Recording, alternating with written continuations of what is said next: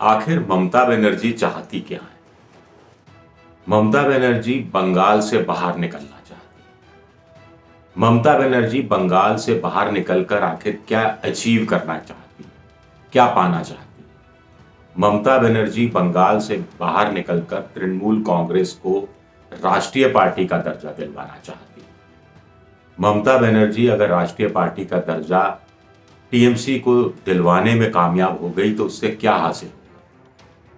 ममता बनर्जी खुद को कांग्रेस पार्टी, असली कांग्रेस साबित करना चाहती है कि असली कांग्रेस तो टीएमसी है।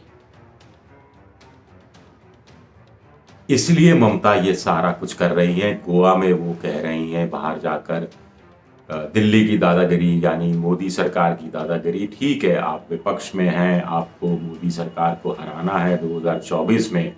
बंगाल में आपकी बड़ी अदावत रही है, लेकिन आप कांग्रेस पर क्यों आरोप लगा रहे हैं? सरेंडर कर दिया, कांग्रेस ने कंप्रोमाइज कर दिया। इसकी आज हम बात करेंगे। नमस्कार, मैं हूं आपका दोस्त विजय विद्रोही। आप देख रहे हैं अनकट। तो ममता बनर्जी थोड़ी हड़बड़ी में, थोड़ी जल्दबाजी में दिखाई देती हैं। प्रशांत किशोर उनके साथ खड़े हैं, उनके पीछे खड़े हैं। ये भी करीब करीब साबित हो गया है। गोवा में ममता बड़ा जोर लगा रही हैं, असम में जोर लगा रही हैं, मणिपुर में, त्रिपुरा में जोर लगा रही हैं, और सबसे बड़ी बात है कि हर जगह कांग्रेस के नेताओं में वो सेंधमारी कर रही है। कांग्रेस के वोट बैंक को छीनने की कोशिश कर रही हैं। गोवा में फिलोरियो, जो कि कांग्रेस के पूर्व मुख्यमंत्री हैं गोवा के, वो टीएमसी में शामिल हुए। उन्होंने स्वीकारा कि टीएमसी के नेताओं से यानी ममता से बात होने से पहले उनकी पीके की जो टीम है, प्रशांत किशोर की टीम है, उनसे बात हुई थी। कांग्रेस की अभी जो वर्किंग कमेटी की बैठक दिल्ली में हुई थी, उसमें गोवा के प्रभारी, मणिपुर, त्रिपुरा के प्रभारी, उन्होंने इस तरह की बातें भी कही थी कि ममता देखिए ये सब कर रही है। हालांकि उस समय उनको शांत कर दिया गया था, लेकिन वाजिब सवाल उन्होंने एक तरह से उठाया था। हालांकि ममता के साथ गोवा में गोवा फॉरवर्ड पार्टी भी शामिल हो गई है, ऐसी भी खबरें आ रही हैं। ऐसा भी कहा जा रहा है कि प्रशांत किशोर की चूंकि कांग्रेस के साथ बनी नहीं, राहुल प्रियंका उनकी शर्तों को मानने के लिए तैयार नहीं हुए, इसलिए कुछ लोग डिजिटल चैनल पर कह रहे हैं कि प्रशांत किशोर खुंदक निकाल रहे हैं, अपनी खुन्नस निकाल रहे हैं। हालांकि मैं इन चीज़ों को नहीं मानता। वो एक बड़े प्रोफेशनल हैं, खिलाड़ी हैं, उनके दिमाग में कोई बड़ा रणनीति होगी, लेकिन वो फिलहाल ममता को आगे करने में लगे हैं। कुछ जगह खबरें आ रही हैं कि कोलकाता से उन्होंने अपने आप को वोटर लिस्ट में शामिल करने के लिए अप्लाई किया है, यानी कल को राज्यसभा के अंदर ममता उन्हें भेज सकती है। ममता को उत्तर भारत के हिंदी बेल्ट में एक ऐसा नेता चाहिए जो जिसकी हिंदी पर पकड़ हो, जो हिंदी भाषियों की राजनीति को, दाव पेचों को, अलग अलग राज्यों के जातिगत समीकरणों को अच्छी तरह से जानता, समझता, बूझता हो, और साथ ही साथ जिनका अन्य हिंदी भाषी राज्यों के अंदर या इवन गुजरात में और महाराष्ट्र के अंदर जो दूसरी पॉलिटिकल पार्टियां हैं उनके नेताओं से सीधा संपर्क हो। तो इस मामले में कुल मिलाकर प्रशांत किशोर बिल्कुल खरे बैठते हैं। वो उत्तर प्रदेश की राजनीति हो, पंजाब की राजनीति हो, उत्तराखंड की, गुजरात की, महाराष्ट्र की जो कॉम्प्लेक्स राजनीति है उसके ताने बाने को अच्छी तरह समझते हैं। शरद पवार से भी वो मिलते रहे हैं, कैप्टन अमरिंदर सिंह के वो सलाहकार रहे हैं। गुजरात में उनका नरेंद्र मोदी के साथ उनका 2014 से पहले वो काम कर चुके हैं, और इसके अलावा स्टालिन के साथ वो काम कर चुके हैं, नीतीश कुमार के साथ काम कर चुके हैं। नीतीश कुमार की पार्टी के तो उपाध्यक्ष भी बन गए थे थोड़े समय के लिए। तो अखिलेश के साथ काम कर चुके हैं उत्तर प्रदेश के अंदर, तो उनका अच्छा खासा असर है। और ममता को लगता है कि इनके कंधे का सहारा लिया जा सकता है अपने विस्तार के लिए, सियासी विस्तार के लिए। और पीके को लगता है कि ममता को आगे करके कोई बड़े हित साधे जा सकते हैं। लेकिन ममता का ग्रांड प्लान क्या है? देखिए, पश्चिम बंगाल में कुल मिलाकर 42 सीटें हैं लोकसभा की। पिछली बार ममता को 22 मिली थी, बीजेपी को 18 मिली थी, इक्का दुक्का सीटें कांग्रेस के हिस्से में आई थी। ममता की नजर इन पूरी 42 सीटों पर है। अभी नफीसा अली को भी शामिल किया गया पार्टी के अंदर, बड़ा मुस्लिम चेहरा।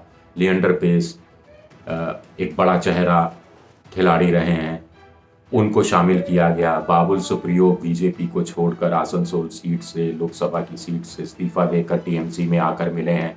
तो सीटें पक्का करने पे लगी हुई है कि 42 सीटों में से कुछ और जो बीजेपी के जो सांसद हैं वो भी ममता के साथ आ सकते हैं। विधानसभाओं में आप देख ही रहे हैं कि बीजेपी के 77 विधायक हुआ करते थे, अब इनकी संख्या घटकर 70 रह गई है।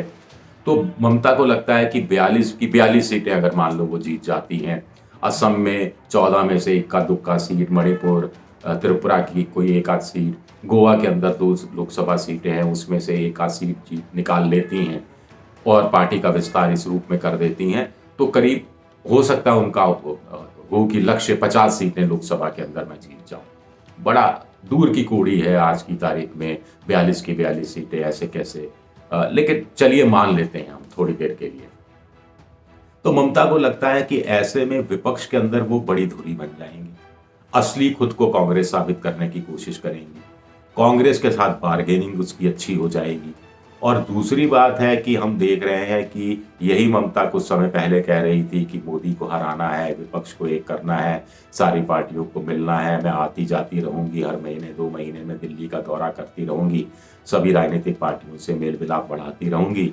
लेकिन अब वो ऐसा लगता है कि अब ध्यान उनका गोवा की तरफ है कि गोवा को फतेह कर देना है या कांग्रेस को चित कर देना है, नंबर 2 की पार्टी बन जाना है, चर्चा में आ जाना है। और स्वाभाविक है कि ममता ये सब जो कर रही है, हो सकता है कि मोदी को हराने के लिए 2024 में कर रही हो, लेकिन क्या फिर मोदी को हराने के बाद वो प्लेट सीधी सीधी खाने की, जो सत्ता के भोजन है उसकी जो प्लेट है, वो राहुल गांधी, प्रियंका गांधी को परोस देंगी, उनके सामने रख देंगी? इतना बड़ा दिल तो है नहीं, इतनी बड़ी दरिया दिल तो है नहीं।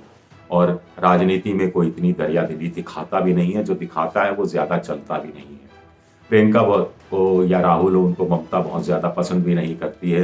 राजीव गांधी को जरूर वो पसंद करती थी, क्योंकि राजीव गांधी राजनीति में लेकर आए थे, राजीव गांधी ने उनको बड़ा महत्व भी दिया था। सोनिया गांधी का भी मान सम्मान करती हैं, लेकिन राजनीति में फिर रिश्ते थोड़े अलग हो जाते हैं। महाभारत के समय आपने गीता पढ़ी होगी कि जो अर्जुन को कृष्ण ने संदेश दिए थे। तो कुल मिलाकर राजनीति बदल रही है हिंदुस्तान में। ममता को लग रहा है कि बंगाल छोटा पड़ रहा है, लेकिन ये बात अपनी जगह हो सकता है सही हो। ममता को लग रहा है कि असली चुनौती वो वही दे सकती हैं, वही इतनी वोकल हैं, वही जनता के बीच में उनकी पैठ है, जनता से वो कनेक्ट कर सकती हैं। उनको लगता है कि बंगाल की जनता से कनेक्ट किया जा सकता है, जिसमें उत्तर भारत के, बिहार के, यूपी के, राजस्थान के लोग हैं। तो बंगाल के बाहर पूरे हिंदुस्तान को क्यों नहीं के साथ क्यों नहीं कनेक्ट वो अपने आप को कर सकती हैं? उनको ये लग रहा है। बंगाल उनके लिए छोटा पड़ रहा है, तो क्या हिंदुस्तान उनके लिए बहुत ज्यादा बड़ा है? ये भी एक बड़ा सवाल है। आने वाले वक्त में और देखते हैं कि चुनाव के नतीजे आते हैं, उनका जो विश्लेषण करना और उसका जो परिणाम आएंगे, उसके आधार पर फिर नए सिरे से राजनीति की दशा दिशा तय होगी। लेकिन फिलहाल ममता जो कर रही है, उससे कांग्रेस की पेशानी पर जरूर बल पड़ गए। शुक्रिया।